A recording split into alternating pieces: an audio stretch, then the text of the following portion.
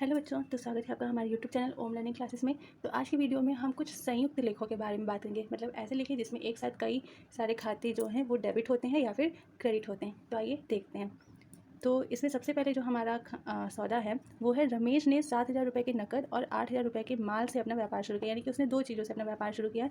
पहला तो 7,000 का नकद और 8,000 का जो है वो माल से शुरू किया है। तो आइए देखते हैं इसकी एंट्री क्या होगी।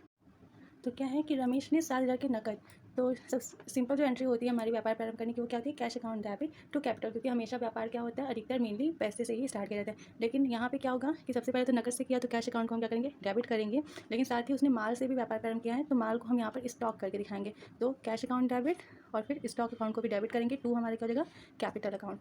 तो कैश के सामने 7,000 कैश का और स्टॉक के सामने 8,000 स्टॉक का। टोटल हमारा पूंजी यानी कैपिटल कितना हो गया, 15,000। दूसरा है हमारा, रमेश ने निजी प्रयोग के लिए 4,000 नकद तथा 2,000 का माल व्यवसाय से निकाला। जैसे कि आपको पता है कि निजी प्रयोग का मतलब क्या होता है, आहरण करना। तो यानी कि रमेश आहरण करा किसका, 4,000 नकद का और 2,000 के माल का। तो आइए देखते हैं इसकी एंट्री क्या होगी। तो आहरण की जो सिंपल एंट्री होती है वो होती है drawing account debit to cash. और ये एंट्री कब होती है, जब नकद आहरण किया जाता है। लेकिन यहाँ पे क्या है, 4,000 नकद किया है और साथ में 2,000 का माल का भी आहरण हुआ है। तो हम क्या करेंगे, ड्राइंग अकाउंट डेबिट करेंगे आहरण के लिए, टू कैश अकाउंट क्योंकि नकद का किया है, और टू परचेस अकाउंट करेंगे। तो कैश के सामने 4,000 दिखा देंगे, परचेस के सामने 2,000। तो टोटल उसने कितना आहरण किया है, तो उसने 6,000 का आहरण कर दिया। 6,000 यहाँ पर दिखा देंगे। तो being cash and goods drawn for personal use. आइए देखें दूसरा सौदा। तो नेक्स्ट है हमारा, 20,000 की मशीन खरीदी है और इसके लगाने पर 2,000 की मजदूरी दी है। यानी कि 20,000 का क्या किया है, व्यापारी ने मशीन खरीदा है, ठीक है, और इसको लगाने के लिए 2,000 क्या दी है, मजदूरी दी है। तो हम क्या करेंगे, सिंपल सी एंट्री करेंगे मशीन खरीदने की।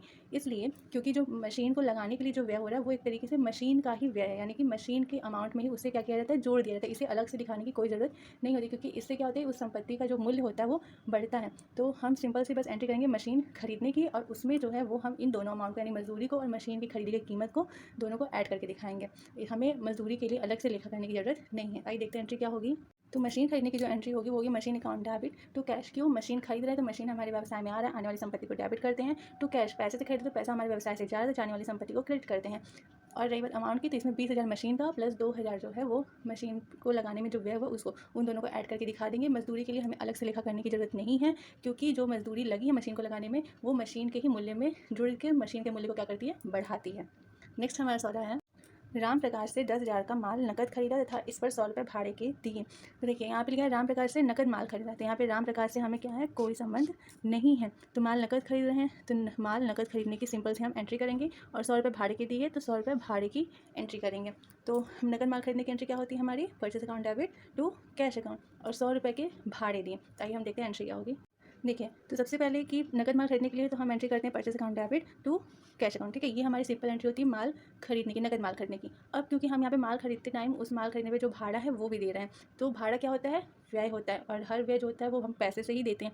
तो अगर हम भाड़ा देने की अलग से एंट्री करते हैं तो freight on purchase account debit to cash account, यानी कि हमें क्या करना होता है, कैश अकाउंट को हमें फिर से क्रेडिट करना पड़ता है। तो जो हमें 2 बार लेखा करना है उसी को जब हम छोटे में एक ही बार में करके दिखा देते हैं तो उसी को हम क्या करते हैं, संयुक्त लेखे कहते हैं।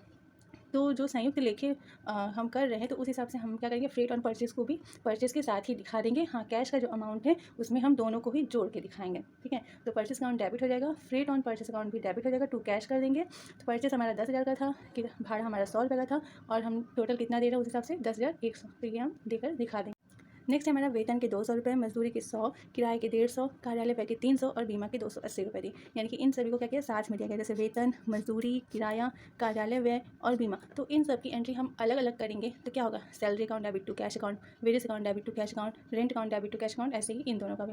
तो बार बार जो हम कैश अकाउंट को क्रेडिट कर रहे हैं उससे बचने के लिए, इससे क्या होता है, हमारा समय भी बचता है, मेहनत भी बचती है, और हमारा लेखा करने का जगह भी बचता है। तो उसके लिए हम क्या करेंगे, इन सब की एंट्री जो है हम एक साथ कर देंगे और सिर्फ एक बार हम कैश अकाउंट को क्रेडिट करेंगे। आइए देखते हैं कैसे।